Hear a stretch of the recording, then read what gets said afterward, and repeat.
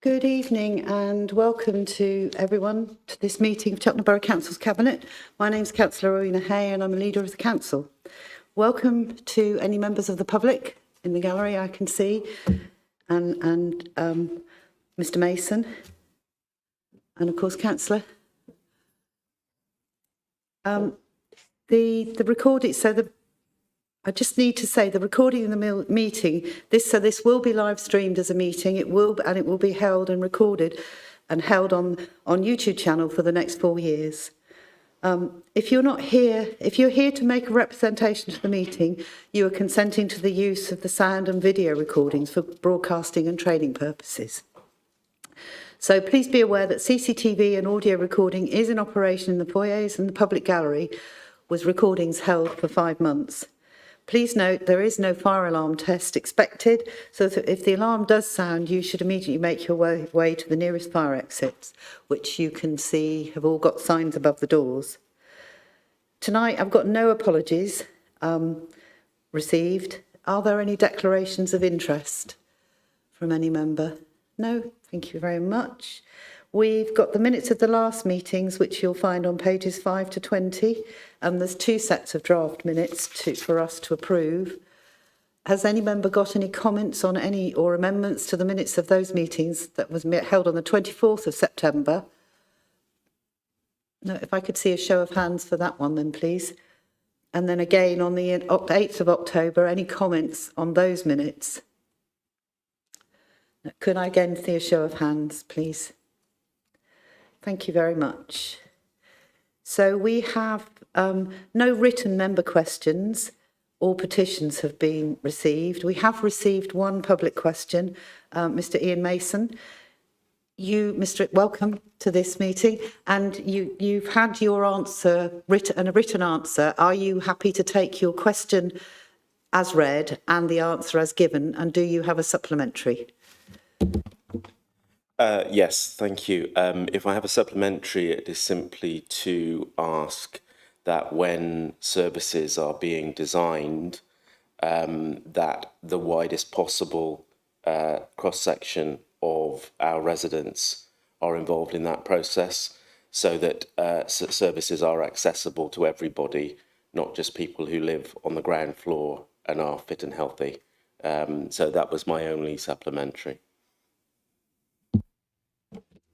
Do you want to come back? Absolutely. I agree with you. And I think one of the good things with the service that we offer is obviously we try not to advertise it too much because it can be abused by people who don't need it. But obviously we can go in and we can help where someone actually does genuinely need it. And I think that's really important that we do that as much as we can for services like this. Thank you. Councillor Davis, you've come to ask a very specific question, so I'm going to put that to the agenda item that it's attached to. And after Councillor Telford's done his presentation, then if you want to come in with your question. Is that okay? Great, thank you very much. So we've got nothing referred to from council, scrutiny or any other committees on this occasion. And that takes us on to the reports from Cabinet members tonight. Our first report is the Local Planning Enforcement Plan, which is the responsibility of Councillor Collins. Yes, thank you, Leader. Local Planning Enforcement Plan. Has it got the word plan in it too often? I don't know. But very quickly, I will introduce it and just draw out a couple of points that are contained within the report and within the plan itself. This isn't a statutory requirement for local authorities, believe it or not. I was quite surprised by that. But so once again, Cheltenham Borough Council are going above and beyond what they need to do to keep our residents informed. The older version of this wasn't actually called a Local Planning Enforcement Plan, but it was written 10 years ago. We didn't think that it was actually perhaps appropriate in these modern days because so much has changed in those 10 years. So we decided to write a completely new plan, a completely new document. I'm sure you've all read the document itself and the foreword that was written, which introduces it in a very soft, cuddly, personal sort of way. It's not a corporate document that gives you a load of jargon. It's very clear to understand. There's lots of information contained within it. And importantly, it fits in with our corporate plan priorities, which is, some people might say that's just a box tick, but I think it's very important that it relates to that. Also, it fits in and it's in line with the National Planning Practice Guidance. So, you know, we're not making it up ourselves or from scratch. There's a lot of guidance in there. Personally, I think the document demonstrates that it's up to date, that it's fair, it's balanced, and it's realistic. And it's not just the local planning enforcement plan itself, but there's, alongside the plan, is a rather useful one-page guide which you could just pick up as a member of the public and say, oh, I didn't realise I wasn't allowed to do that. So it will stop unnecessary work for our officers, and it will stop unnecessary angst for the people out there who are going to make planning applications.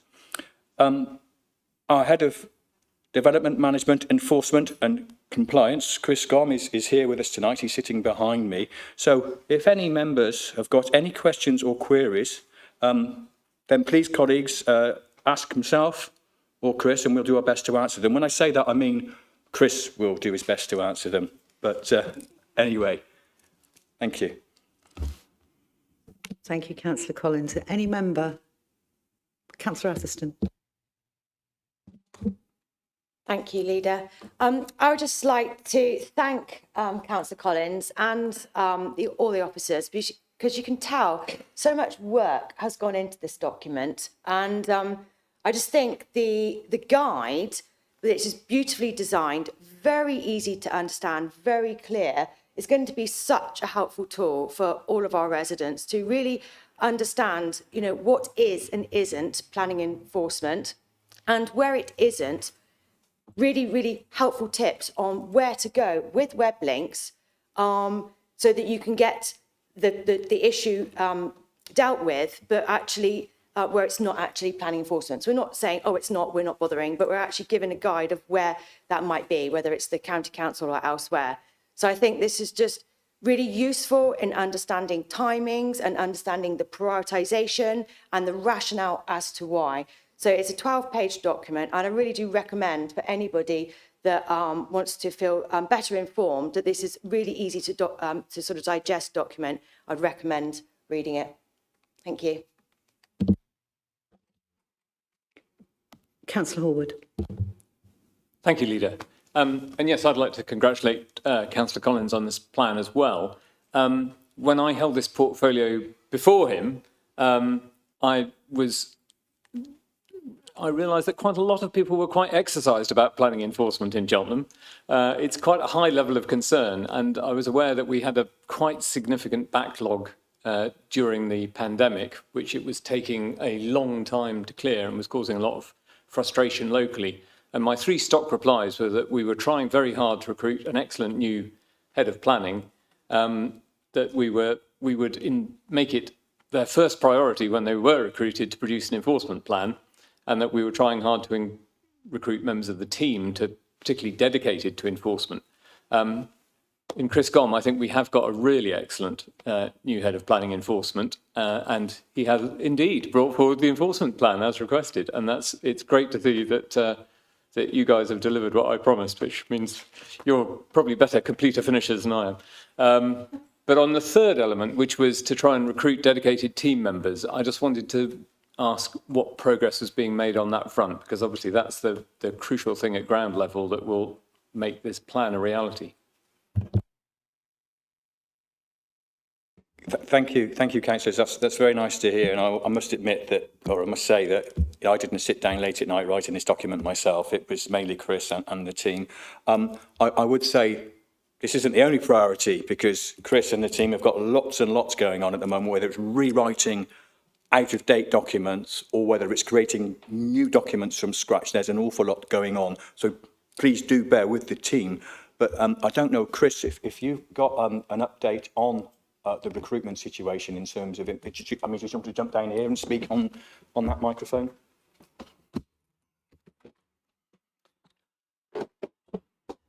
Thank you. In terms of recruitment, yes, we have been struggling to recruit an additional enforcement officer.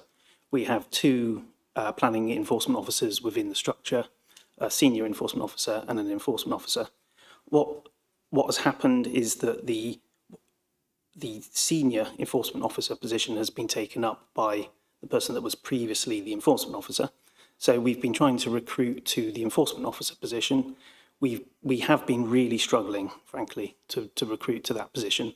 So what we've been doing recently, and what we have done recently, is look again at that job description.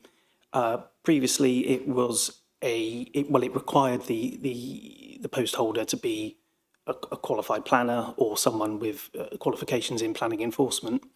And that, I think, was one of the main barriers to recruitment, because there just aren't the numbers out there interested in that post or with the suitable qualifications.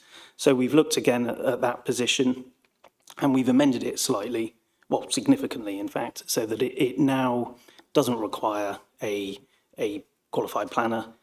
We've sort of refocused it as an investigative type role that doesn't require any sort of planning qualifications, and we've re-advertised it on that basis.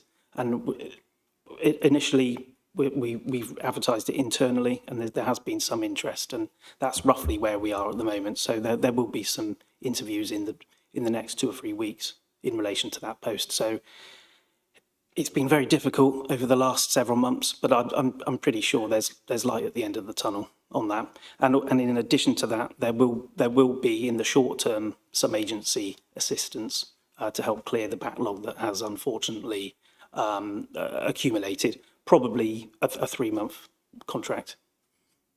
Thank you, Chair. Next question.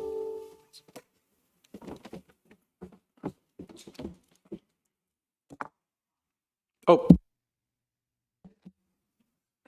I think it's fair to say that actually it seems to be, I mean, in fact, it doesn't seem to be, it is a fact that there is a real problem across the country in terms of recruiting for planners in planning, in almost any role within planning, because it's not a career that as many people are going into as used to. So it's a national problem rather than just a Cheltenham Borough Council problem. I think the plan, as others have said, I think one of the important things for me within this is that, you know, we are all very, very privileged, lucky to live in a beautiful town with an amazing amount of listed buildings, which makes retrofitting for the future quite challenging.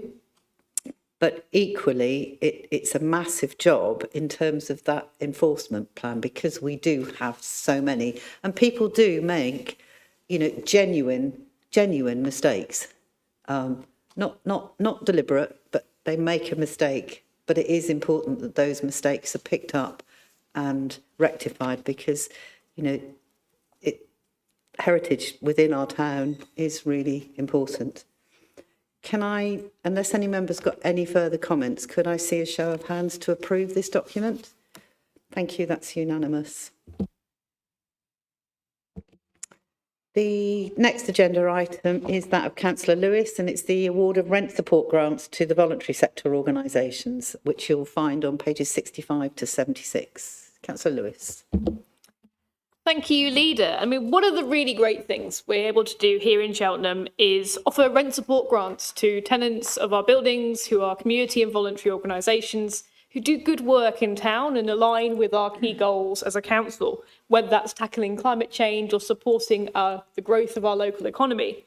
I'm really delighted that we've been able to offer Whaddon Bowls Club, who are on Whaddon Road in my part of the world, a 24% reduction in recognition of their really important work supporting physical exercise across the town and creating a really valuable social space that I know many residents across Whaddon and Oakley get real joy out of being able to visit. It's a really central location, very accessible. It's a real asset to our town, and I think this is a rent reduction very well deserved.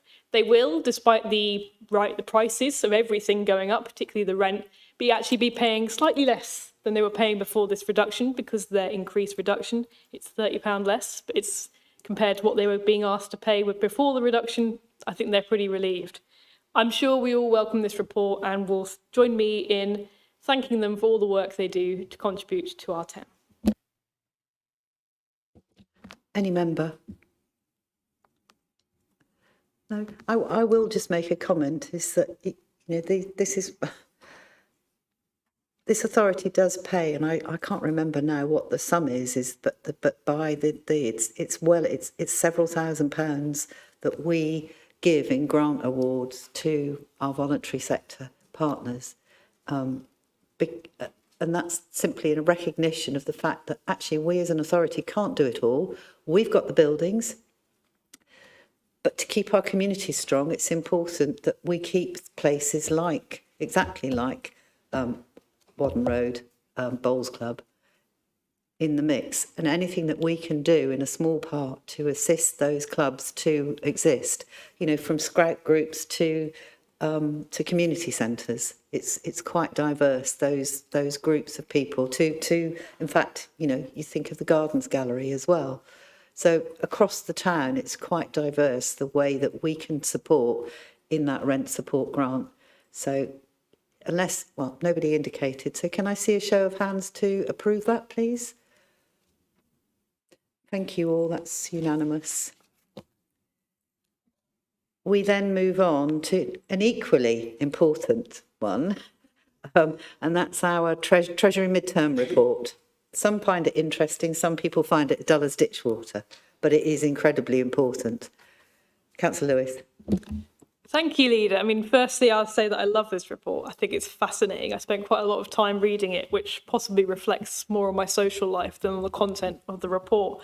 But I will say that as a council, we safeguard and invest a great deal of taxpayer money.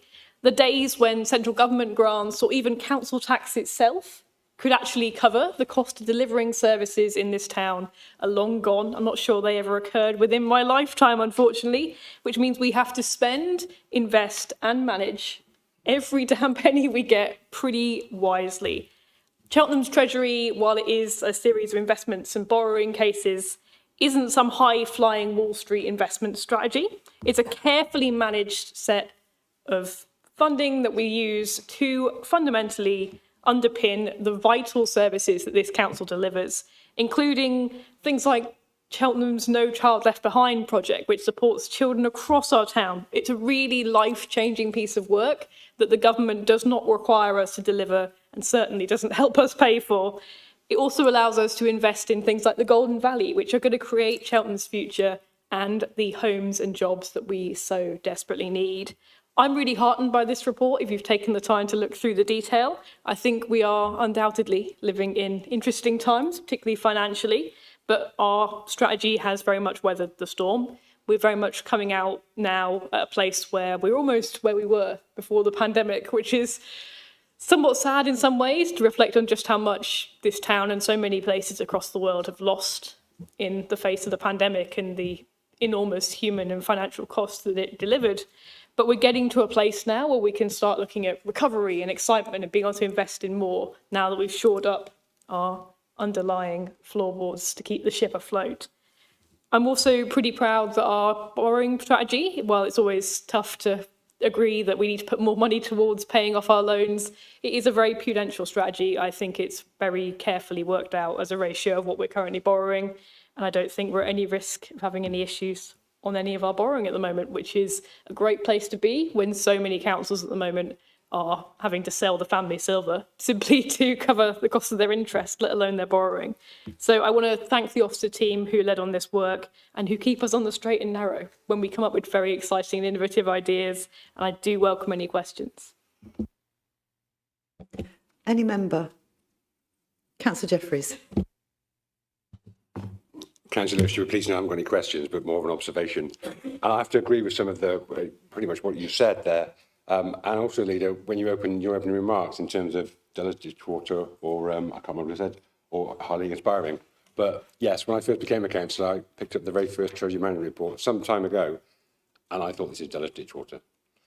But over the years, as you read it through and as you understand the changing nature of local government finance, you understand how important this is. And it's probably one of the most overlooked documents I think this council produces, because it's actually what we are doing with taxpayers' money day in, day out, and it's very efficient. I think the team are very innovative. I'm going to put my teeth in. I think they're dynamic and they're very forward-thinking when it comes to the finances, and they're very responsive and reactive. On a daily basis, they're checking all of these figures, checking where the best rates are, checking all kinds of things. So whilst I won't profess to be an expert in treasury management still after all my time on this council, I do understand the importance of this, and it's part of our overarching financial position and what it does to that. So I'm wholly supportive and, dare I say, quite enjoying treasury management panel reports now. Thank you, Leader. Any other member wish to comment? No, if I could see a show of hands we're not approving a report as such, we are just noting the contents of this report. Duly noted. So we move on to more exciting stuff. Equally as important is our, as actually worth saying that the midterm Treasury report will also go on to full council on the 16th of December. The next paper is the budget monitoring report, which again is that of Councillor Lewis. Thank you, Leader. And I know we've all seen just how long this agenda is. It's full of reports and most of them are from me, so I apologise in advance. I've tried to keep my speeches pretty brief for most of these reports, but I do hope you'll indulge me a little bit on this one, because I think it's one of the most important and interesting reports in my mixed selection that you've got this afternoon. I mean, it's fair to say that representing a gorgeous town like Cheltenham, it's wonderful, but it's not light on the pocketbook, it's fair to say. So we as a council do so much beyond the scope of what we are legally required to do. It's such a tiny scope of what we actually have to do, and so much that we do because we want to do it. And in many ways, because we have to do it. Things like No Child Left Behind, that if we did not do it, then nobody else would.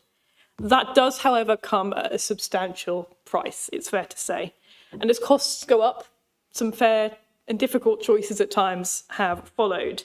Cheltenham is a council that has been financially managed incredibly wisely over many years, which means we're in a much better position than many other councils across the country. And it's also driven, I think, by a team of officers, not just in finance, but across the council, who are motivated by a shared and ultimately really heartfelt desire to do the very best that we can do for the people of Cheltenham and to find a way, however we have to at times, to do what the people of Cheltenham really need us to do. Often beyond anyone's expectation for a council this small with so few staff, we absolutely punch above our weight and above our budget. But we are still, and this report makes very clear, charting a course that bridges the gap between what the people of Cheltenham deserve, which in my view would be the world if I could deliver it, and what our means actually allow for, which means that we are having to look at the services we deliver and how it is that we deliver them. I think across the whole portfolio, this work is being driven ultimately by innovation and prudence and really sitting down and saying, how do we deliver this service? How do other councils deliver this service? How can we do better with what we have rather than a sort of austerity mindset? And I'm sure number 10 Downing Street will be offering us an invitation at some point to come in and explain how that can be done. I do recommend so much in this report. There's so much really careful financial planning going on to make sure that our budget meets its targets and we are able to keep delivering those vital discretionary services. But I do particularly want to highlight the work of the communities team, who have been doing some excellent work recently to look at how they can recoup more of their administrative and staffing time costs from the grant applications they put in, which allows us to keep more of the money that we make to do more good work across our town. I think it's one of those small things where we look at our budget and say, are we making the best of all the opportunities we have?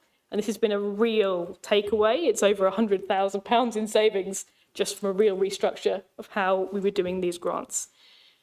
Timing, I'm finding in this portfolio, is everything. And some of the shortfalls you'll see here, particularly early in the report, are just cases of bad timing, unfortunately, particularly in the planning case where there are really innovative and exciting planning applications coming, just not early enough for the money that we make from that work to be included in this report. This, I think, as a budget monitor, is a temperature check on the start of a big adventure with so many exciting things yet to pay off, rather than the end result. So I welcome any questions, and I'm happy to answer any sort of clarity points that people have, because it's a very long report. And thank you to Gemma and the team for the excellent work that goes into making this possible.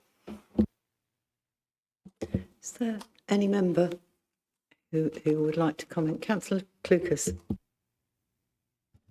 Thank you, Chair. I read this report and I got to paragraph 4.8. You will know what that is. I can see your smile, because that paragraph talks about how our officers have raised money to enable us to do things for the poorest children, the poorest families in our town. In the last couple of years, some 7,000 children have been helped. Just think about that. We're a population of 115,000 in Cheltenham. 7,000 children, that's about 1 in 16 people in our town have needed help. And that help has been provided.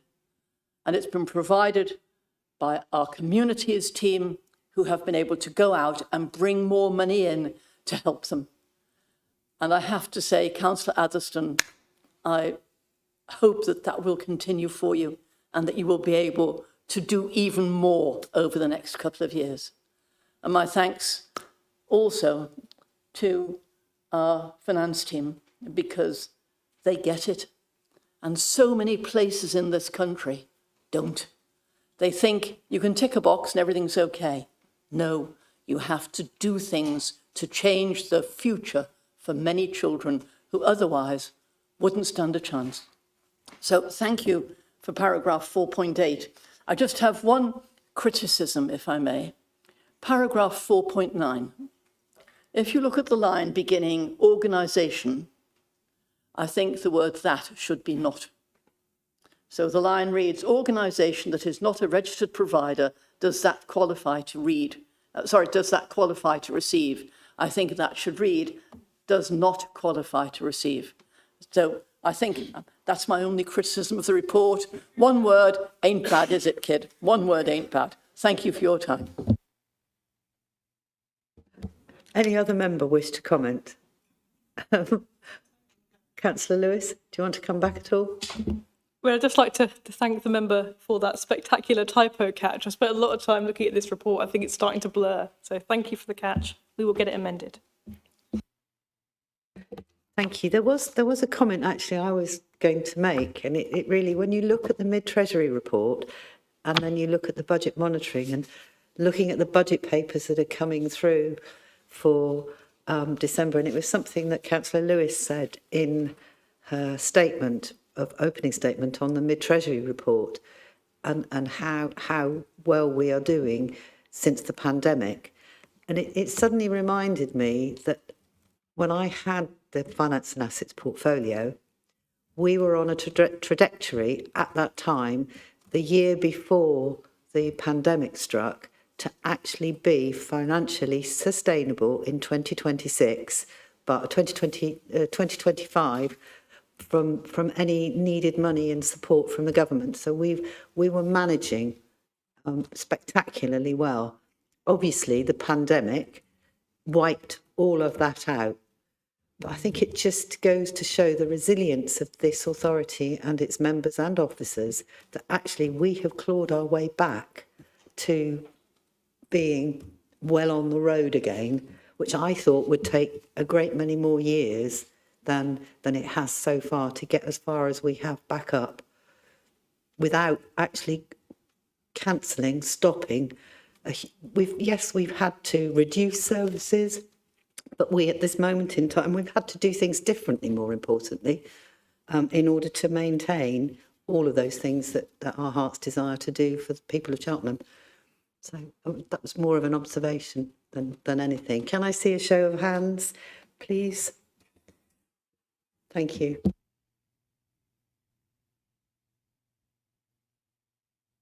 That moves us on to agenda item 19. That's the waste and recycling review. Hand over to Councillor Telford. Thank you, Leader. This report and recommendations are regarding 3 key items: the future of Swindon Road Household Recycling Centre, our small commercial waste collection service, and the adjustments to current recycling receptacle delivery charges. So I'll start with part 1, which I imagine is what people will be watching will be most interested in and concerned about. And apologies, this is fairly long. So with changes to Environment Agency regulations, our Swindon Road Household Recycling Centre, our HRC, site will no longer have an exemption to run as part of our overall depot permit. It will therefore need to have its own specific permit complying with the new rules. Simply put, this means an entire new surface and curbing at the site to deal with any water runoff in case of a fire in the residual waste or electronic items, for example, as this would otherwise leach any chemicals into the ground. We had a fire recently, so this isn't a what-if scenario. And I understand why the EA have actually changed these rules. I think it's a good thing for the health of the country. Alongside this surface, we'd need new covered storage areas within that permit area, as well as the specific permit application costs. And all of these things together is estimated to cost around £1 million to do the work, with no guarantee of a permit at the end of that. So as we're faced with this substantial investment required in the HRC site for it to continue to run, alongside its 600,000 plus yearly running costs, it's right that we properly look at this, not behind closed doors, but in public. I'm aware that this is an incredibly controversial thing to consider for such a long-loved site, which is why I want to be open and honest about the process, the problems, and our potential ways forward. The Swindon Road HRC opened 40 plus years ago to provide a site in the town for our environmentally conscious residents to recycle at a time when they couldn't do that at the curbside at all. And as a county council function, it is not a service that is required by borough or district councils. We are the only one in the county, and as far as I know, the only one in the country that offer a borough council run HRC. Members will be aware, however, that we are responsible for curbside collections. And in the time since the HRC first opened, our curbside recycling service has grown exponentially, and resident behaviours have changed with it. Since 2011 particularly, we have collected a massive amount of items at the curbside. We can collect plastic, glass, cans, paper, cardboard, food waste, of course, but also coffee pods, small electricals, batteries, clothes and textiles. We also have our garden waste subscriptions, bulky waste services. In parts of town, we currently have a trial of our soft plastics collection running as well, and we're planning to accept these borough-wide far in advance of the requirement to do so in 2027, alongside Tetra Paks. I think we have some exciting announcements about that next year that I'll be happy to share when we can. And our curbside recycling tonnages far and away exceed the recycling that is taken to the HRC, more than 10 times the amount that is taken there. And our bring bank sites are now taking on more general recycling tonnage than the HRC2. These are all things we have to consider during this process. And in terms of garden waste, in the last 6 years, this has halved at the HRC, and that has then moved to our curbside garden waste collection service. This is better environmentally than lots of cars driving to the HRC all the time, because our collection vehicles use HVO fuel, which is up to 90% cleaner than diesel. On the flip side, however, the residual waste, black bags and non-recyclables that have been taken to the HRC now makes up more than twice that of recycling and garden waste combined, which means our household recycling centre at the moment is more of a tip, which was never the intention when it was set up. And something else to bear in mind is within the last few years, our visits per day to the HRC have dropped from over 1,000 to around 400 to 450 cars per day. And while some of that will have shifted the curbside and bring banks, as we can see, our officers have spoken to the county council and they think they've absorbed most of that at their improved Wingmore Farm site. And actually this is great news because Wingmore Farm can accept a much larger array of items for recycling than we can at our smaller site, including plasterboard, rubble, other DIY items, things like that, that we can't accept. And if they were to come to our HRC, they would end up in residual waste. Again, this is all things we have to consider and the county council will have to consider when we talk to them. But before I get into even more detail, I think it's worth keeping in mind that Cheltenham Borough Council only receive around 11% of council tax paid by residents in non-parish areas, and we've got a total budget of only 17 million. And so £1 million of works and 600k of running costs would total almost 10% of our entire yearly budget. And that's considerable, and that's why we're here today and we're having this conversation. Gloucestershire County Council, on the other hand, receives 74% of the council tax and have a budget of £616 million, 36 times our borough budget.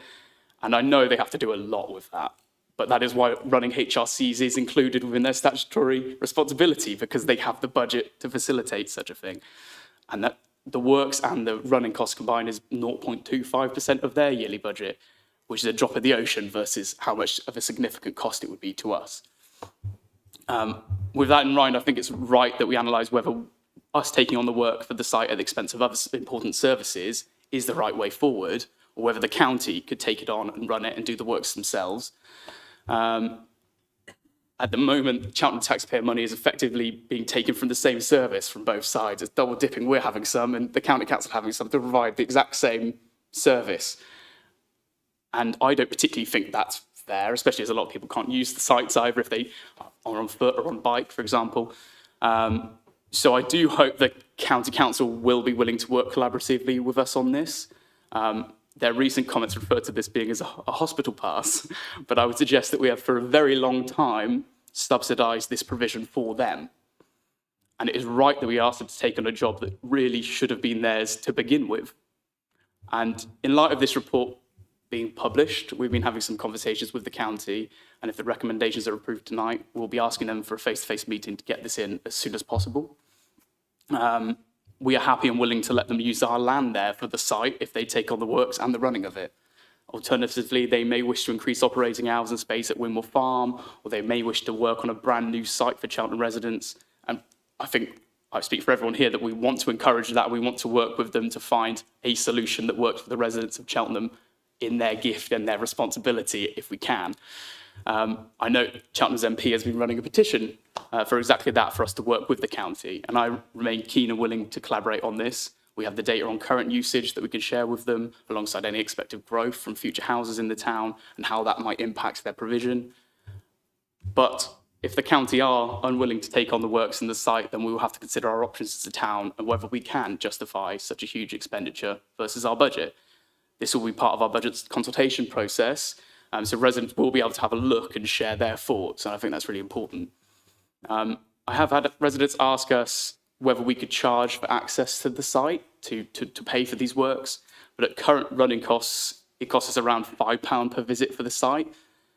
If we do the works, that would then be over £15 per visit. If we started charging people that, there's all the problems of why you can't do that anyway, but it wouldn't be equitable to start charging people £15 to turn up to the HRC, but also then our visits would drop and the cost per visit would go up and all of those calculations would have to be made.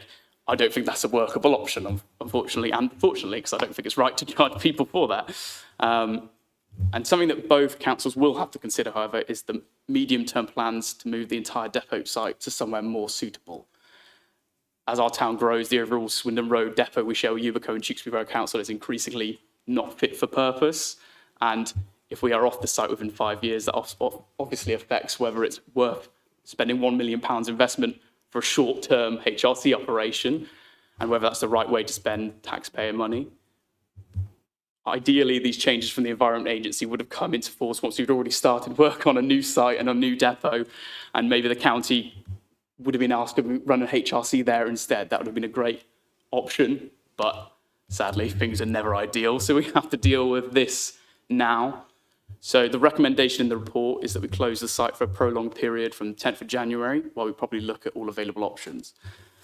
This initial period will allow us to see how our curbside and bringbank sites deal with this additional usage in Cheltenham, but also allows the county to see real world whether their capacity at Wingmore Farm is enough and suitable for the additional vehicles on the site, informing them on whether there is room for further bookings as Cheltenham grows, or whether they should be encouraged to take on our HRC at Swindon Road, and if that is the right option for them too.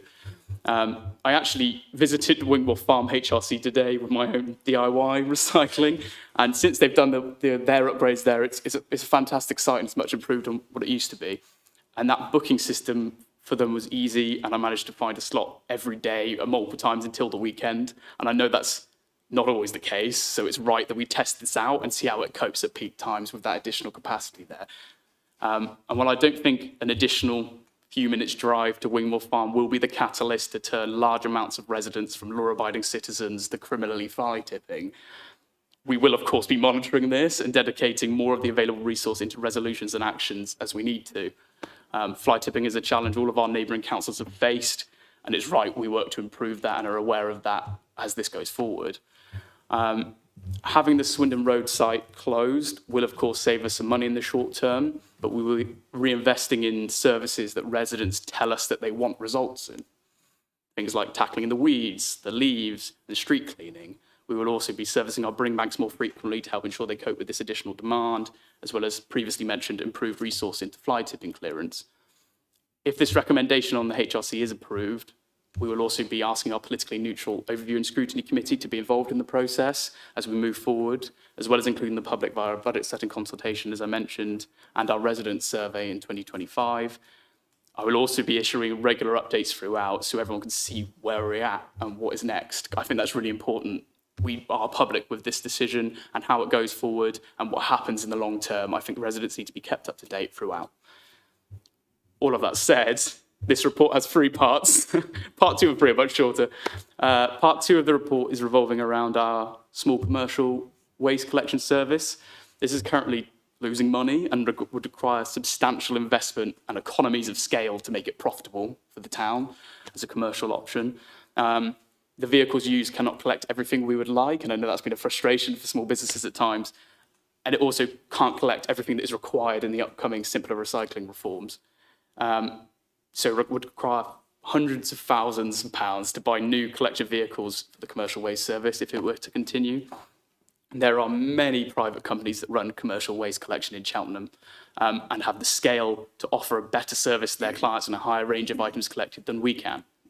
I'm aware, however, that this service does work with a lot of small businesses, and in my day job, I work with a lot of small businesses, so I understand their challenges. So I'm very keen that we try to find an alternative to provider for those businesses. So there's no disruption to those who wish to continue that service. We'll also be offering alternative employment options to any of those employees affected by this decision. It's a small team, but it would be good to keep them on within our resident curbside collections instead. I think that'd actually help us and help our capacity. And the last part of the report is regarding our delivery charges for waste and recycling receptacles. These were introduced earlier the year at £4.99 per item for delivery charge, or £2.99 on certain benefits. The recommendation is to make them £4.99 per free items, or £2.99 per free items on those benefits, and so forth. While we've not seen a drop-off in receptacle orders on the whole since those charges were introduced for delivery, I think as we ask people to recycle more at curbside, it is right we make it easier to get hold of the ways to do exactly that. Less barriers in the way for recycling, particularly as we adapt to a prolonged closure of the HRC. While I would never have wanted to have been here presenting this report and recommendation for this prolonged closure, our hand has been forced and we need to take action. I hope the Cabinet will support this way forward so we can work collaboratively together and with the public and with the County Council to find the best solution for Cheltenham taxpayers and residents. And while I know this will not be a popular decision, I hope our residents will understand why we are here and that we will be publicly sharing information and updates throughout. Thank you. Thank you, Councillor Telford. I do have a couple of members, but I think it's only fair that I go to Councillor Davies first to ask her question at this point. You want to just draw breath, Councillor Telford? Thanks, Chair, and thanks for having me here. Myself and Councillor Joy over the last sort of week have spoken to a lot of residents who are quite concerned about this in our ward of St Paul's, and they've had many questions and suggestions for the site of their own that we've sort of been unable to respond to, or felt a little bit unable to respond to, particularly in light of these new changes. We're hoping that we can see positive outcomes off the back of whatever decision it is that's taken by you tonight. And we're looking forward to finding equitable and accessible ways of waste processing in the future. I've got a document or an email prepared with all of the initial feedback, which I can forward to you all after this meeting if that's of interest. As the window for public questions for this meeting, it closed before this was announced. But I would like to ask why the site closure is specifically occurring in January, and when it is that the legislation that comes into effect that makes the site non-compliant, and sort of what the gap is between those two things. Thank you. Thank you. The legislation was originally going to come into force this November. With a change in government, it got kicked down the road a little bit, so it's going to happen in 2025. And the problem is they've not given us an official date. So as we're planning for our budget for the entire year, we would either have to plan in, and the budget consultation is a good way to keep residents consulted throughout this, we either have to plan in that we're running it and we're paying £1 million to do it up, or that we're not. And I think that's the correct way forward, is to go forward and go, here's our budget consultation for the year, without it in, give us your thoughts. Let us know what you think about this, and if you think we should be cutting services elsewhere or whatever to provide this and to make this happen. That's kind of forced our hands to do it in this financial year. Why we're doing it now is that gives us a nice window between, it's early January until the end of the financial year to test out how our curbside recycling is coping, how our bring banks are coping, how the County Council's Wingmore Farm is coping, to find a way forward with that. Thank you. Happy, Councillor Davis? Councillor Dobie? Thank you. As the former waste and recycling portfolio holder, I support Councillor Chelford's points. And I would add, moreover, that I believe that we now collect a larger range of recyclates at the curbside than anywhere else. It's an exceptional service. To my question, as the Cabinet Member for Climate Change, I'm aware that private cars are the largest single cause of CO2 greenhouse gas emissions in the UK, and I'm sure this would also be the case in Cheltenham. And cars also pump out a lot of other noxious pollutants, such as particulates. The HRC is located in a residential area close to the centre of town, and cars, from my experience, often sit in a queue there, pumping out these gases. So my question is, during the time the service is suspended, what effort, what monitoring will there be of the effect on air pollution? I'm hoping that will mean that locally, local residents will benefit from the reduction in pollution coming from cars who are often queuing there and certainly using the HRC. But will this be monitored, and will there be some feedback in the form of a report that perhaps we can share with residents indeed? Thank you. Whichever you're comfortable to do. It's easy. Thank you. I think it'd be good to do that, and I'd be glad to work with you on that so we can actually try and monitor some of that, because I think that's an important consideration as we move forward. I think it will be beneficial for the residents to not have the cars there perpetually. Obviously, some people will choose to drive to Wingmore Farm instead, but that's less residential areas of people queuing, which is one of the key considerations there. But also, and it's been shown with our garden waste, we've shifted half of our garden waste that used to go into the HRC is now at curbside. And that is a huge improvement environmentally, because we've got our HVO trucks going around on the routes they're already going around on collecting that, instead of cars individually driving multiple trips to the HRC. And I think the more of that we can do, the more we can bring to the curbside, the less trips people have to take in their cars, the better. Councillor Collins. Thank you, Leader. Can I first say, Councillor Talforth, thank you so much for this really detailed and difficult to present report.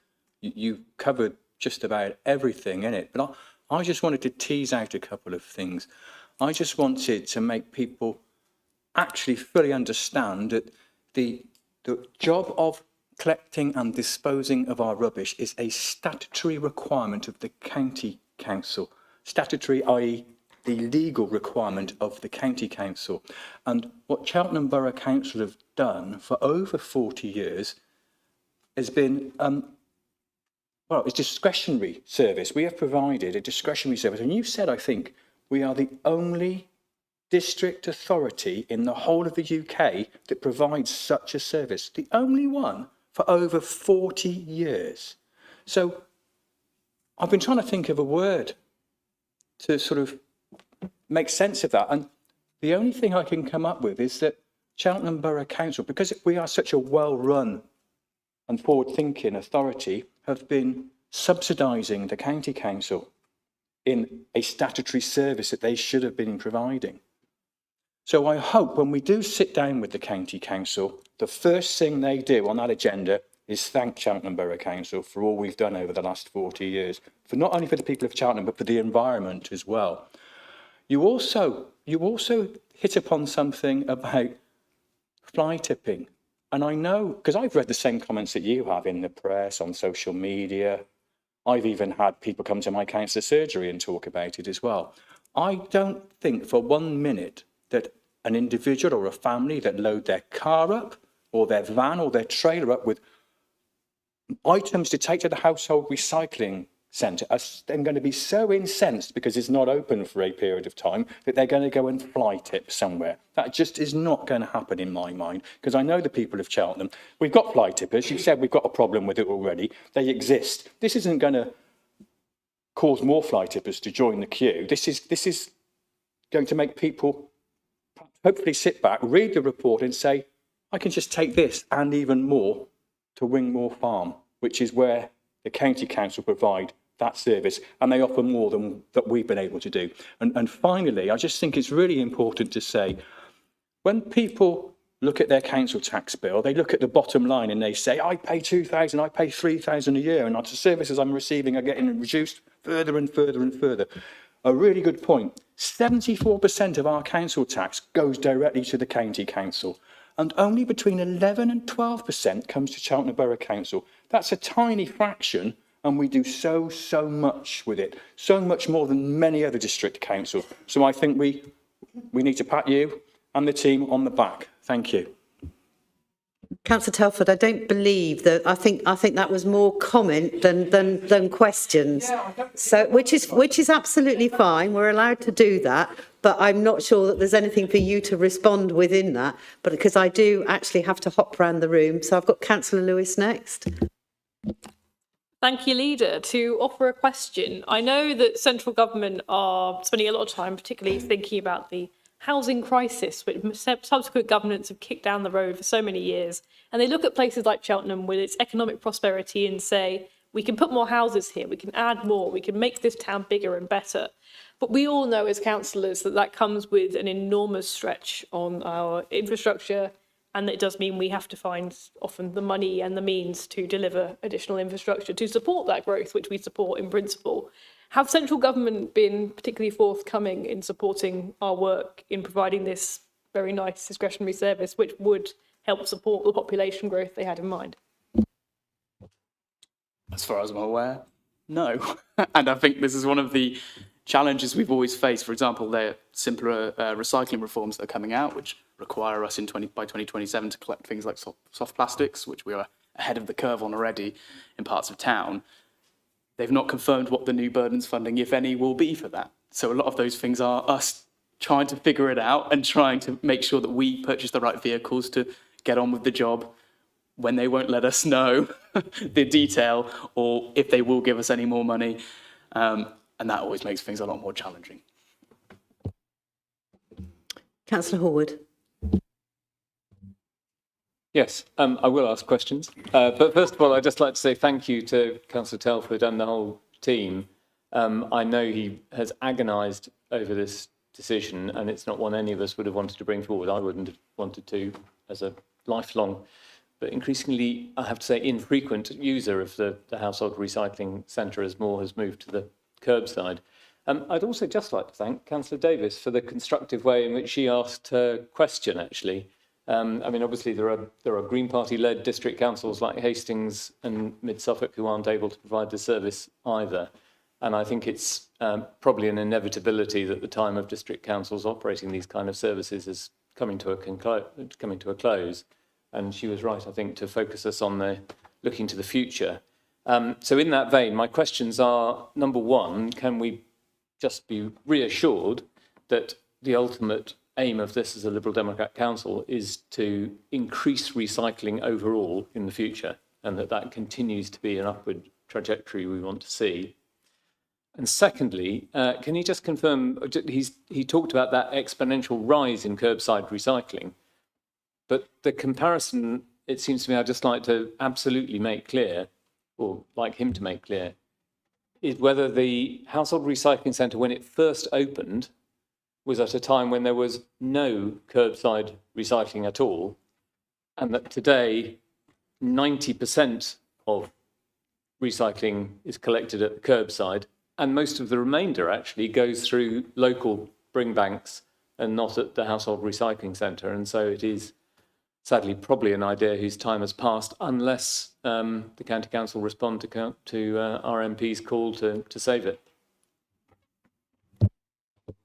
In terms of when it opened, we didn't collect anything curbside back then when the HRC first opened. Before my time of living in Cheltenham, but I have had officers check, and we started collecting paper at curbside back in the very early 2000s, and we started collecting glass and cans and garden waste later on. And by 2011, we were collecting a huge range until we added coffee pods a couple of years ago, which we've now got to over 4.5 million collected, which we're the first council to ever do that, and we kind of led that scheme, and I think that's brilliant. And we will always be looking for new ways and more ways to recycle, because that's incredibly important for us as an administration, but also for our residents who tell us about it. We're trying to add another Bring Bank site, if we can, into our roster of Bring Bank sites to try and give another space where people can recycle. And I think it's really important we also work with other local organisations that might be willing to take on certain items that people have. Obviously, we can do small electricals at curbside, but some people might have something bigger that could go to some of these reuse centres that can fix it up and give it to someone else, or bits of furniture that could be done for the same. And I think that's really important that we do initiatives like that, and we work collaboratively with the county, but also all the organisations and charities and local residents that we have to recycle more and find more ways to reuse and reduce as well. Thank you. Councillor Jeffreys. Thank you, Ida. Councillor Hallwood, your comments are pretty much aligned with mine. But it's that strategic view. The report itself is very detailed, and I don't envy you the ongoing work you've got to do to work through this. But I love the way you're approaching it in terms of being so inclusive with everybody, whether that be members, the public, and so forth. But I just want people to think for a second how things have changed, which is where Councillor Hallwood touched on and had those questions. I think, quite possibly, our household recycling centre is older than the internet. The internet is 41 years old. So this town, our residents before us, really wanted to recycle some decades ago. You know, you think about it. Martin Hallwood, Councillor Hallwood's looking at me now, pretty critical. I've checked the official date. The official date for birth of the internet is 41 years ago. But how forward-thinking our residents were back then. They wanted to recycle. And if you look at that period, that 40 decades and 40-odd years, how we as a town have changed how we do things. And I think it's right when you look at actually some of the data we've got now. We didn't collect it back then, obviously, but what we've got now in terms of where the recyclates go, where the volumes of rubbish and what we collect goes. So whilst this has actually started with an environmental perspective, with residents wanting to recycle, being forced our hand by a little bit, you might say, by improved environmental standards, it gives us an opportunity to look at how we do things. So I think it's perfectly right, actually, that the approach you're taking, and I'm wholeheartedly supportive of this. I'm not quite sure. I'd like to see in my lifetime more recycling, but I don't think it'll beat the internet. Thank you, Councillor Telford. Thank you, everybody, for your contribution. Councillor Telford, is there anything else that you want to come back on?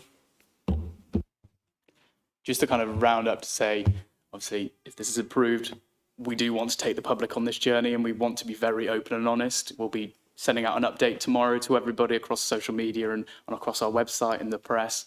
And we will then continue to keep people updated throughout, because I don't want people in the dark. It's a much loved service and a hard decision, and I think people deserve to know what's going on. Thank you. So if I could see a show of hands, please, to approve the reports and in the recommendations as they're set out. Thank you, everybody. That's unanimous.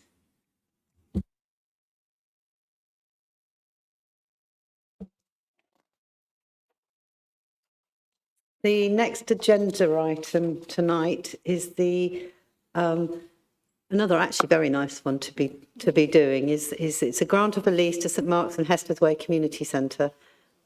Councillor Lewis. Thank you, Leader. So St Mark's and Hesters Way Community Centre is one of the amazing community spaces that this council is privileged to safeguard for its long-term future. And our role is ultimately one of preservation. We are keeping these community spaces in community use and available to communities for decades, when sometimes the tenants who occupy them only last a few years. Our role is to keep that unbroken chain and to make sure that these spaces remain in community use.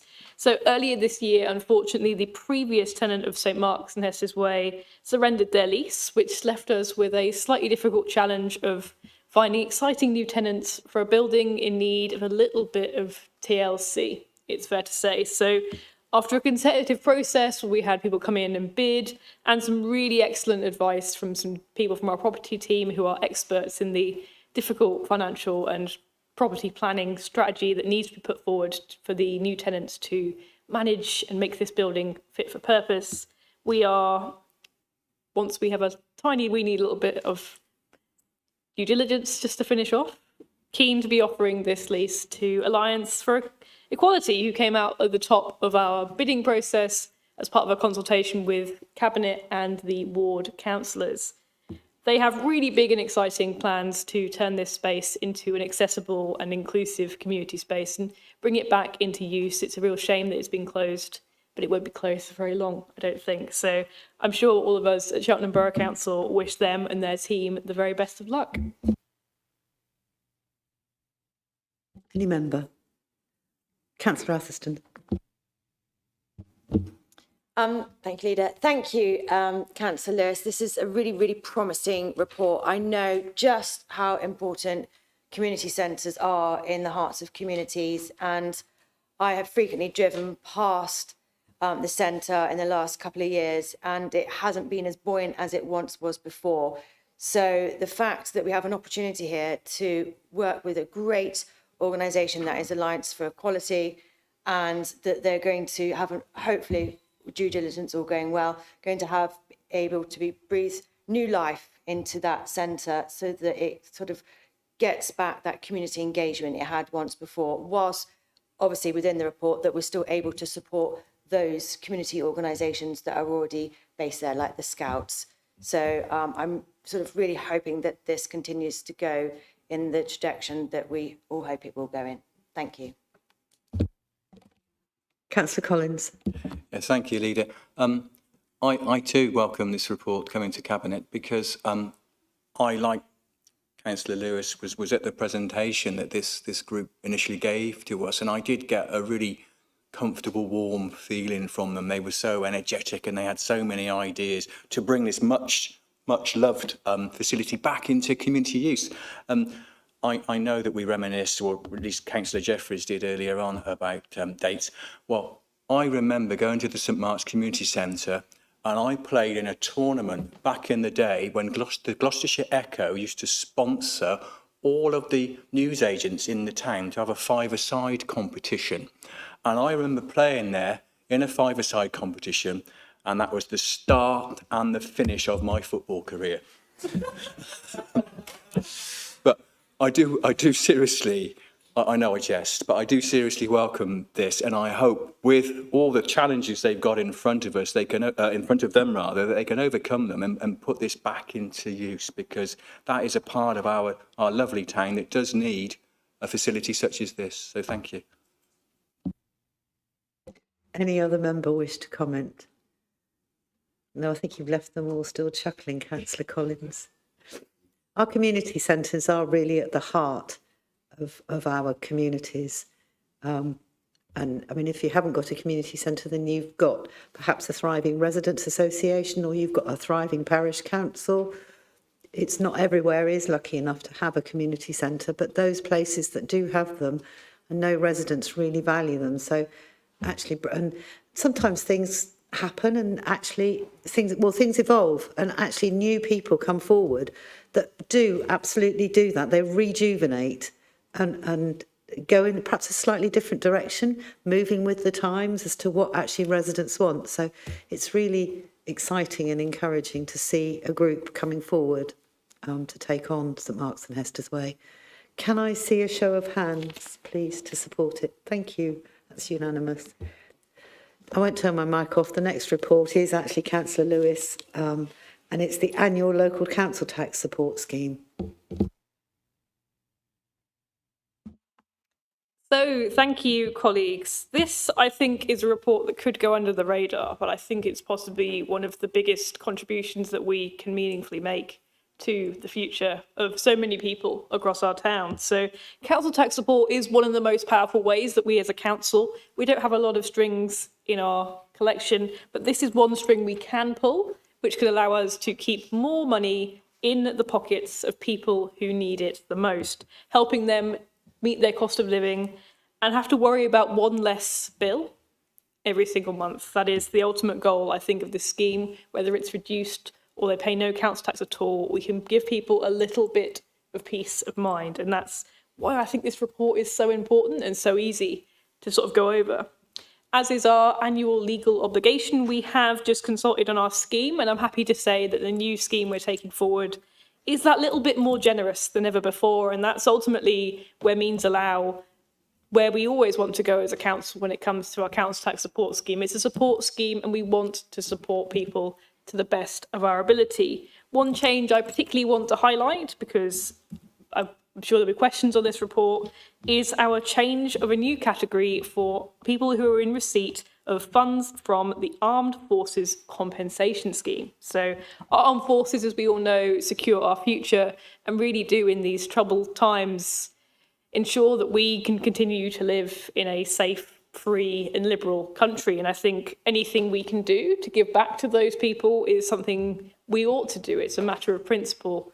It's the very least we can do. So we will be disregarding any payments within that scheme as income for our calculation of people's entitlement to council tax reductions, which means more people who are in receipt of that council tax, or that armed forces support, will qualify for council tax support. And I'm sure councillors across the chamber will really welcome that. This is that little bit more generous, and I'm sure next year we'll find another way to be a little bit more generous again. Thank you, Councillor Lewis. Any comments from any members? Councillor Telford. I just want to say, I think this is one of the things that we do as a council that shows that we go above and beyond what most councils could do or do. And I think that's really, really important that we do help these most vulnerable people who need this support. We are going out of our way to help them and make it as easy as possible for them to live in the town that we all love and want to share with them. And I think that's really important. So I commend this and continuing it as we go forward. Councillor Clucas and then Councillor Jeffries. Thank you, Chair. Just looking at the report, there is a section, page, hang on, the page to speak, 61, which deals with applications by telephone. Because obviously, as we all know, not everybody has access to the internet. Not everybody is able to get out and do things.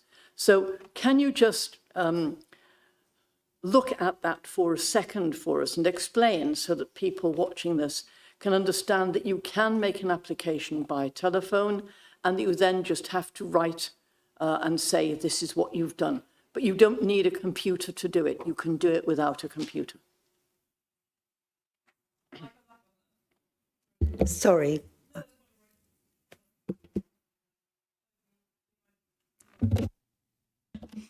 I mean, just to reiterate that point, I think at Cheltenham Borough Council, we understand the differing sort of lifestyle experiences that people have across our town, and things like being able to access services by telephone has never been more important, particularly in the wake of the pandemic. So I'm really proud that we're able to offer this service and so many others through as many sort of avenues that we can. We don't want to be shutting doors in residents' faces. We want to support people, particularly with council tax support. So however you do it, please do reach out, because we are ultimately trying to support everybody in the best way possible. Councillor Jeffries. Thank you, Leader. I'll try and be brief, because I'm much along the lines of Councillor Telford. But this evening we've talked about the beauty of our town. You know, we talked about the services that, you know, our residents really, really do value and love. And Councillor Telford's got a challenge, you know, looking at that particular one we last discussed earlier. But also what we don't necessarily always discuss is the poverty in our town. And these people this scheme supports are some of the most financially vulnerable people in the town. And what really I'm really pleased about, and I've been lucky in my time on the council, and I think the leader herself made some positive adjustments to this in her time in the finance chair, is that we continue to do this. There were times where across the country these sort of schemes fell away. And enhancing it year on year, so those financially vulnerable people, and I'm not talking financially challenging, financially vulnerable people do get that assistance. So it's the one policy and report I do look forward to, because we know it is really having that direct impact for some people that are struggling in our town. So thank you, Councillor Lewis. Before I moved, is there any other member that wishes to speak? We talked about actually making hard decisions in terms of the HRC report and what that actually costs us and what we need to invest in it. But for me personally, when I look at what we do and with the choices that we have to make, is making a choice to do something like this that affects those who are financially more strapped than anybody else in our town. Is that's the easy choice, is to decide to do that. The hard choice is the choice that we've made tonight on the HRC. Because one of the other things that, you know, we need to recognise, in my opinion, is that, you know, the financial crisis that people are in, as the cost of living has risen, inflation's risen, all sorts of bills for everybody. And these aren't just for our poorest communities and people, but it's also for those who are in that middle bracket. If you've got lots and lots of money, it's actually a relatively small amount to you. It might mean 1 week less skiing or something. And that might seem a bit cynical, and I don't mean it to be, but for that middle road of our residents, that, you know, the cost of living has really impacted on them. And I suspect the need for that council tax support scheme is going to increase. In fact, I know it has increased, is the demand for it. And I think one of the other things that people are facing, and I'll refer to the fact that the winter fuel allowance being cut, £350 to some, you know, people can take it and choose to give it away. But when you've had it taken away from you and you're just 2 pence above where you would qualify for something like for the council tax support scheme, that difference that you get that 350. So, you know, I'd encourage many more pensioners to actually take the opportunity to have a look, because there is no, you know, I'd rather people didn't die of cold and applied for pension credit, because they'll only get it if they're eligible for it. So it's a sort of, you know, and I know it's hard to do, but they can always come to the council and ask for assistance. At our reception, and our customer services team would willingly help people. And I hope, you know, anybody else that feels that they need that support, whether it's council tax or benefits in the round, we can help with, or either help or signpost. So thank you very much, Councillor Lewis. Could I see a show of hands to approve this report? Thank you very much. I was kindly pulled up on the fact that I can't count, because I went from agenda item 10 to agenda item 12. Of course, 11 comes before 12, so we will go back to agenda item 11, which again is Councillor Lewis, and it's the grants policy. I was somewhat confused. I just thought I'd roll with it. I wasn't sure what was going on. So thank you, Leader, and I'm sure colleagues across the chamber and those in the public gallery will be absolutely delighted to know this is my last report of the night. So thank you for sitting through all the fascinating financial information I've given you. One more, this is really vital, so don't fall asleep just yet. So Cheltenham Borough Council, as I've said before, is entrusted with a great deal of money, particularly from the taxpayer and from third-party organisations like the NHS. We are a trusted partner as part of that ecosystem. We understand Cheltenham better than anybody else, which means money is given to us to help work out what the best way to allocate that money is to make the biggest difference in our town. And we're really proud of that relationship. But that kind of work at that kind of scale demands an enormous amount of rigorous process, transparency and accountability. That's what trust is ultimately built on. If this money is given to us, we have to make sure that every penny is being allocated wisely and fairly. We take our position in that role incredibly seriously. So this report outlines a few new policies and procedures, along with some old favourites, ranged in some ways that I think are much more accessible and easy to understand for anybody trying to understand how this kind of work happens, for how we do grant allocations, applying for grants ourselves, and even launching our own grant schemes. So I welcome any questions. I want to thank the officers in particular for this work, particularly Claire Hughes, who I think has brought her trademark eye for detail and a truly impeccable knowledge of Byzantine niche policy points to this project, and has really made this the difference between this report being good and this report being spectacular. I think this is so much more accessible, so much more straightforward, and so much more transparent than it's ever been before, and I think that ought to be commended. Any member wish to comment? Councillor Atherstone. Thank you, Leader. I'd like to thank the Cabinet member and also the officers, and Claire, as you mentioned. I think it's particularly well written, and I think it's really, really great that all of the, it's all being pulled together and we're looking at it so it's transparent, it's efficient, it's effective, and that there will also be sort of greater transparency and fairness with the allocation of our community grant schemes. And I think that's going to be really positive for those community groups and voluntary groups that are applying for community grant funds in the years to come. So I think this is a really good, effective step in the right direction. So thank you. Any other member? No? If I could see a show of hands then to approve the report as it's set out. Thank you very much. That's unanimous. Now I can count, and we're going to move to agenda item 13, which is the final report of the night, and it's the corporate risk register. It's a report of myself as the accountable member for our risk register. A corporate risk register, what does that mean really in reality? What it means, and it is important that, you know, so all of the reports that we've looked at tonight will carry a risk register within them. Some of them score high, some of them score low, some of them, don't actually warrant a risk register, but you still have to acknowledge that. And sometimes, risks are higher than others, but I think I had a pet phrase a while ago a good few years ago, back in 2016, I think, when we were talking about a commercial strategy, is that, and it's, my mantra was then, is that we need to be risk aware, but not risk averse. And that, again, this is transparently acknowledging where the risks are and how high they are.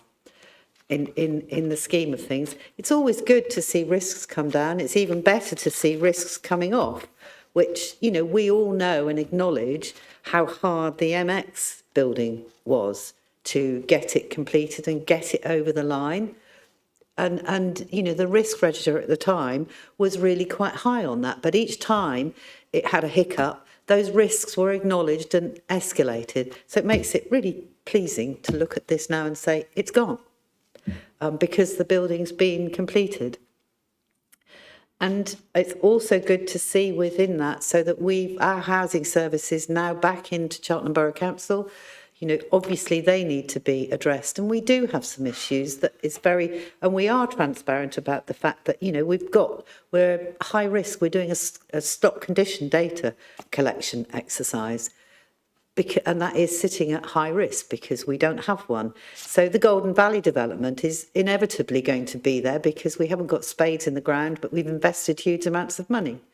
So it's acknowledging those and, excuse me, but we do need to, we need to therefore prioritise our capital resources as well. And that needs to be recognised.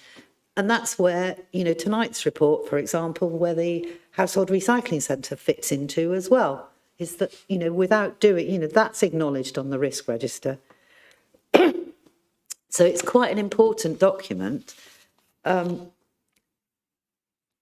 which any member wants to comment on is very welcome. I think that's all I need to say on it, other than it, and it's simply just to note.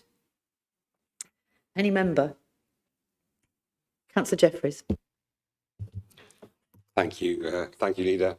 Yeah, it's a bit like the Treasury Management Strategy investment document reports that come through. I started reading this some years ago, and I was oblivious to the actual impact of it. But it is a very important document, the one that sits in the background, and those that are interested in these sort of things will undoubtedly read it. For me, there's one item on there that saddens me. It's the vulnerability of the homelessness funding, and it's on the risk register, and it's been on there for years. And I really do hope that this government will actually embed some of that funding they continually loop on. That's not really, embedded into our base budgets. And I hope they can find it in their hearts to actually make sure councils have that money regularly. And it's not just a grant thing or a recurring grant thing, because it shouldn't be on a risk register anywhere in this country that somebody has to sleep rough. But on a more positive note, it's good to see these risks so we can be better informed when we're making our decisions. So thank you, Leader. Any other member?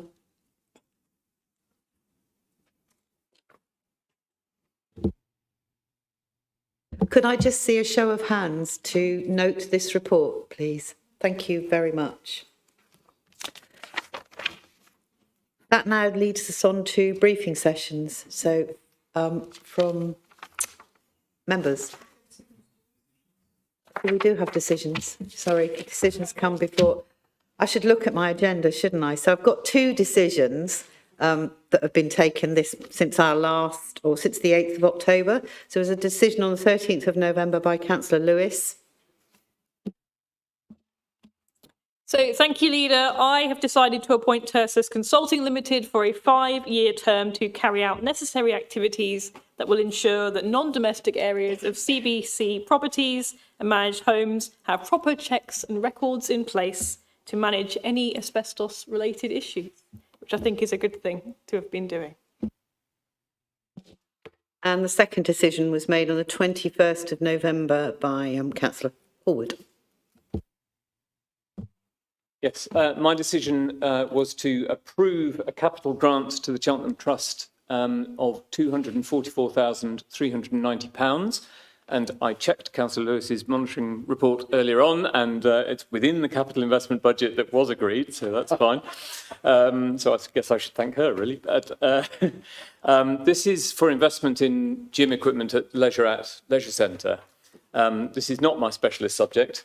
I have to say, an Impulse Exoform leg press sounds like an instrument of torture to me, but it's a very expensive one at about £3,000. And I think this is typical of the kind of modern gym equipment. And trends in gym usage do change. Different equipment becomes fashionable and popular for those mad enough to use it. And so new investment is absolutely necessary, and the equipment at Leisure was tired. The gym was looking a bit tired, and membership and usage as a result was noticeably tailing off. We asked the Trust to identify good commercial opportunities for this capital investment. They have clearly identified that serious investment in the gym was necessary. They've done it in a timescale that means they will be able to capture that productive period in the new year when we all want to work off our Christmas lunches. And so the relaunch should happen at that point, and it will include a redesign and a revamp of the look of the gym, as well as plenty of new equipment. So I think it's a very good decision. And I'd particularly like to single out Gemma Bell for thanks on our side, along with Claire Hughes, who did a lot of legwork to make sure that all the T's were crossed and the I's were dotted on this before it was approved. Thank you, Leader. Thank you. So I can count after all, because actually 6 comes before 7, and you told me I'd forgotten about decisions, but actually decisions come after section 7. So the members' bit of... Yeah. Oh, okay. I haven't got that. I've only got 2 on here, but never mind. That's fine. So we'll finish the decisions and then we'll go back to members' briefing. Back to numbers again. On the 24th of October, I made a decision to award a contract for the supply of 2 refuse collection vehicles. Obviously, they're quite expensive, so it has to be shown here. It's an important thing that we do. They'll be fueled by HVO, like the rest of our fleet, which is really important. So it's 90% cleaner than diesel, and I think that's really good that we keep on that track. And they include things like the coffee pod cage and all of those things that allow us to keep doing what we do with the curbside recycling. So I think that's really important. Thank you. Thank you, Councillor Telford. I was looking at the copy I had at 4 o'clock, and then there was neatly here on the table where I put my folder on top, the updated one. So apologies for that. That takes us back to the briefing session. So I will hop around the room and say, Councillor Jeffries, anything from yourself? Nothing this time, Leader. Councillor Horwood? Yes, I have a few. First of all, we have defied Storm Bert and Rachel Reeves's gloomy predictions to launch an upbeat Christmas shopping season in Cheltenham this weekend. And there were seasonal music and events at a variety of venues. And it was a great collaboration between local business, this council, the Cheltenham Business Improvement District and the Cheltenham Trust. So it featured the Christmas ukulele band at the Wilson. It appeared to feature a Christmas Imperial Stormtrooper at the brewery, but I won't go there. And there is more to come. On Thursday, we launched the latest incarnation of the Cheltenham Ice Rink, and there will be lots of skating, I hope, but also a little bit of refreshment available on site. And it will be, as last year, battery powered. And that resulted last time in a 98.7% reduction in carbon emissions and less noise for local residents. So that's all good news. And I'd just like to thank Helen Mole and her team, in particular Tara, who gained significant sponsorship and advertising this time, including from the headline sponsor Lidl, who we'd like to put on record our thanks to. I'd also like to record my thanks to the Mayor of Annecy, Monsieur Francois Astorg, and particularly Hugo Epineuze of his team. I hope that's been minuted. I might give you the spelling later, who hosted a delegation from Cheltenham in Annecy recently, which included representatives of Cheltenham festivals. And we are forging closer and closer links between our very well-established jazz festival and their emerging jazz festivals and jazz scene, which was very positive to see. We learned a lot about multi-use venues used for culture and sport and education, which was very interesting for us. And we told them about how to deal with budget cuts from governments who expect them to make enormous savings, which we're very experienced in, but has come as a bit of a shock to them, I think. I'd just also like to congratulate Cheltenham Festivals on their very successful Literature Festival in October, which has really nearly got back to pre-COVID levels alongside Jazz and Science, which have also done that. And the Literature Festival as well was fossil-free for its second year. It invited a record 12,000 school kids to visit the festival over 6 days, which is an astonishing number. And it introduced an innovative, and I have to say, for me, slightly disconcerting 360-degree live broadcast of its free programme using a kind of virtual reality headset where you could not only look at the band performing, but could look round at the rest of the audience at the same time. It was very weird, but interesting. So the innovation is going apace. And some of that innovation was the result of the work of somebody called Andrew Lansley, who has also been working for the council in a capacity on creativity in the culture board. And he is leaving that role. And so I'd just like to put on record my thanks to him as well for his work. And also to thank the outgoing Chief Executive of the Cheltenham Trust, Laurie Bell, who has been doing work for Cheltenham for 6 years, but has now announced her retirement from that role. And so she's done an enormous amount of work for Cheltenham over the years, and I think we should also thank her for her work as well. And there is more that the Trust is doing, but I think I've taken up quite a long slot already, so take as read that our congratulations to them for many of the things they're doing. Thanks, Leader. Thank you. Councillor Clucas. Thank you, Leader. It's interesting what you just said about Annecy, because in December, there is a meeting in Leeds of UK and French elected representatives, which I'm attending. And one of the things we're going to be looking at is how we can work closer together. The two biggest discussion points will be climate and culture. So we will have the opportunity then potentially to build relationships, not just with Annecy, but with other French towns, cities, mayors who wish to be part of what we do. And we might wish to be part of what they do. So I think that's very interesting. And perhaps we can have a chat outside of this. In the last couple of weeks, I attended a briefing session, a meeting with the housing regulator. And it was most interesting because we were there, we were told what they do, how they do it, who does it, and those who were actively involved as regulators were actually there to talk to us. And we were then able to ask questions and to listen to others who had the same kinds of concern or different concerns. So it was extremely interesting. And one of the biggest things that I will take away from that is in the answers to questions, there was one word that came in every single answer, and that word was tenant. And I think that that's something that we as Cheltenham Council take very seriously in the way that we actually seek to liaise with our tenants. And I'm really pleased to see Ian here, because the other thing that I think is interesting is I met the tenant representatives on the Housing Committee and we had a really good chat. Did we not, Ian? And we are working together very closely to make sure that the tenant voice is at the core of what we do. The other thing which is interesting is today I attended the Housing Support Forum, and again, Ian was there.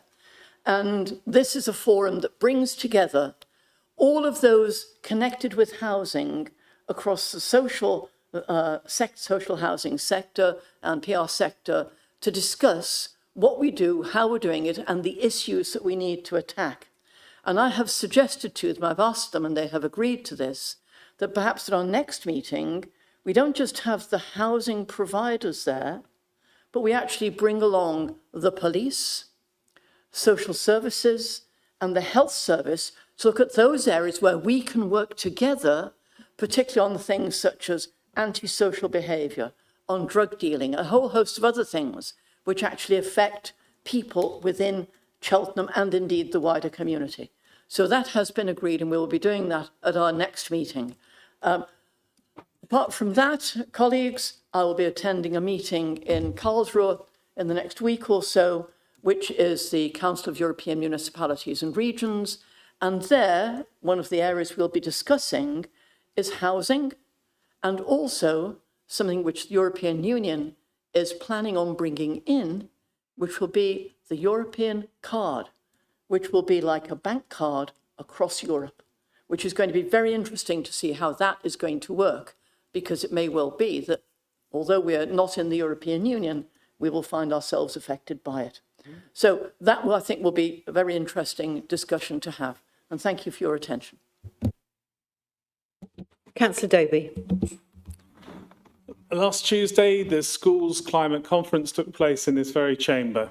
14 local schools, represented by 65 students, played out their own parallel version of COP29. The event was hugely successful and got some good media coverage. I was on BBC Radio Gloucestershire, and some of the students starred on television's BBC Points West in the evening, enthusing about their experience. The students started global, carrying out their own COP negotiations, and then moved on to the local, finishing by grilling a panel comprising local climate experts and me.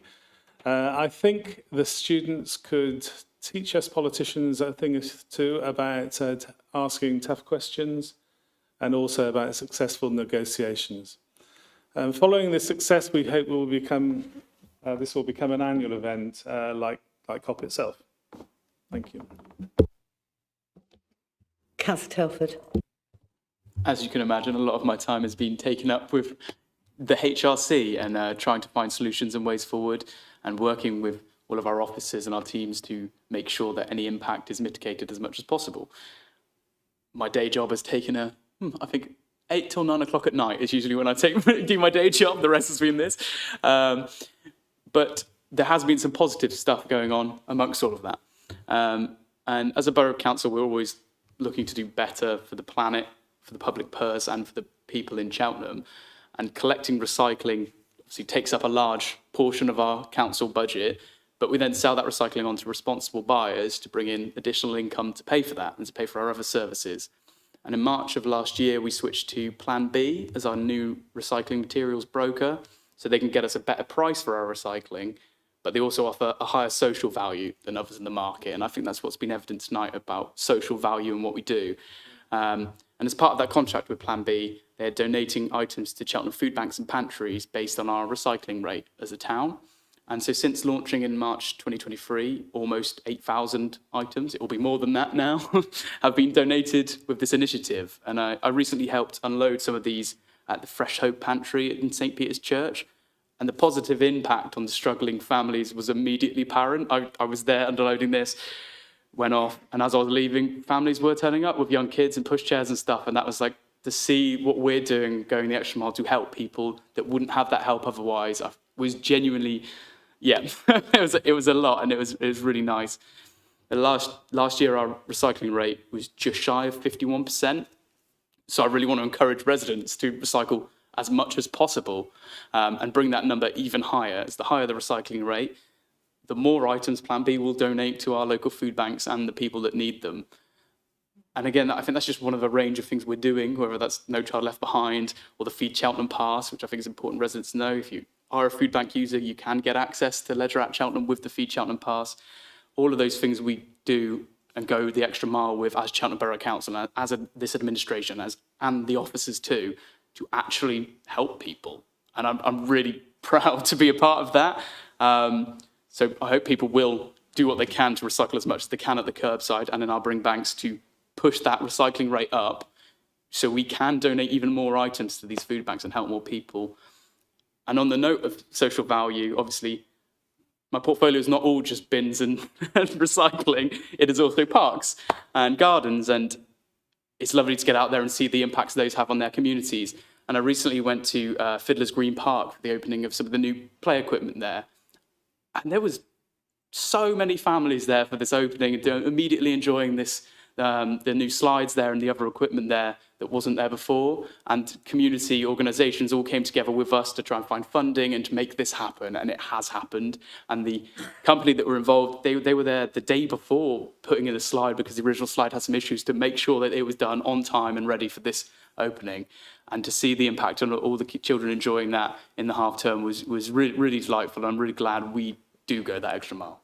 Thank you. Councillor Atherton.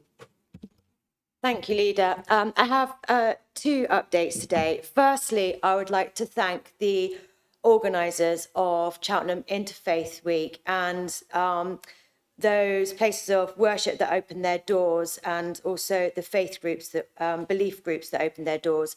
It was really, I went to a number of the different events, and it was just really interesting to hear from other groups and to have better understanding and to sort of find out what I actually suspected, that doesn't matter the belief or the faith. It's that we are all working together in our communities, and we all have very strong values in terms of community and also, doing good for your neighbour. So that was just really enlightening, and I just want to thank everyone that opened their doors. And it was great that we all came together Monday at the end of the week to the Hindu Centre and shared a lovely meal thanks to the hosts there. So I want to say a huge thank you. That was a truly enjoyable week. And then to also raise awareness. As of yesterday, we have started our 16 days of action, which is a campaign to raise awareness and to end gender-based violence. Here at the council, we have a VAW group, Violence Against Women and Girls, and we actually have a survey out. I think it's already out there, but it might be tomorrow, with regards to working with community groups and businesses in Cheltenham Town Centre to support the prevention of violence, intimidation and abuse against women and girls. It's not always violence, and all of those are crimes. So if people would like to sort of join in the campaign over the next 10 days, I would recommend you visit Cheltenham Borough Council's website, cheltenham.gov.uk, and use the search facility for 16 days of action, and you will find the 2024 page that lists all the different activities. There is exploitation training taking place here at the municipal office. We have Reclaim the Night Walk, which is a partnership with GRASAC, Gloucestershire Rape and Sexual Abuse Centre, and that's on Friday the 29th of December. Meet at Montpellier Gardens at 6 p.m. for that walk. And I'm really looking forward to the creative art project also by Pittville School, who will be exhibiting their works in the council chamber using the hashtag #NoExcuseCheltenham. So if anybody is online and wants to join in the conversation to help raise awareness, that's hashtag #NoExcuseChelt. Yeah, thank you very much. Councillor Lewis. Thank you, Leader. I think I may have updated somewhat more than I needed to this evening. So if anyone has any questions, particularly in the run-up to the budget consultation, which opens next month and will be running by the time we're at this next meeting, please do drop me an email, because there's a lot going on, I imagine, when it comes to finance, and I want people to be in a good place before that consultation starts so we can get the best possible answers and the best possible feedback from the community as we face this tough old budget year. Councillor Collins. Thank you, Leader. Last but not least, I don't know how I can follow a lot of what our colleagues have said this evening. It's just brilliant. We've done so much really, really good work for our communities, and I think I've said enough already tonight. Thank you. I'll bring up Ria then, last but not least. I just wanted to mention a couple of things that I've done recently, all very, very different, but actually this new government, as many of you will know, have issued the fact that each county has to have a growth plan. And so the county council it was due to go around all the districts and then a final one at the county council. However, I think Cheltenham's was particularly well attended, and a couple of the other districts couldn't in the end host it. So I was really pleased to go and welcome, and what better place to have that in terms of putting together a growth plan, but the MX building.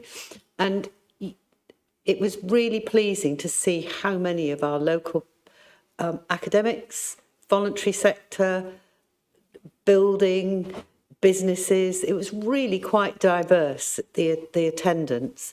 And it finished the evening off, so that will feed into a much bigger mix for the county council and inform the growth plan that we're not quite sure. They haven't, as is quite often the way with government, is you get told we want a growth plan and we'll tell you later where you're going to send it and what you're going to do with it. But they give you a deadline that you've got to do it by. So you're always a bit blind, but, you know, Cheltenham always rises to the challenges of those things. And we've certainly done so in this instance. So, and it finished the evening with a poll and of what were the priorities that the majority of people said. And I was really heartened by the fact that it was, I mean, there were several in there, but the absolute top one was attainable, and it was the words attainable housing. That all of those people that were there fed back into that, because I suppose, you know, there is a recognition, isn't there? If you haven't got attainable homes, then you don't get growth. You need homes to be able to grow. So it's quite logical, really. But so that was one. There's and this authority's been in. I went to a celebration that was hosted by Colamira Showers in Cromwell Road, and it was a celebration of IT Schools Africa. They've been going for 20 years, and again there were so many. So there were lots and lots of businesses there, and just, you know, and also because what they're doing is they're launching a new limb, if you like. So it's about getting more businesses to sign up. So, you know, I think if you signed up in the first week, you could be one of the 10 founding members, as it were. So some of the founding members. But what they do is, and, you know, it did very much start as a providing technology or computers to young people in South Africa.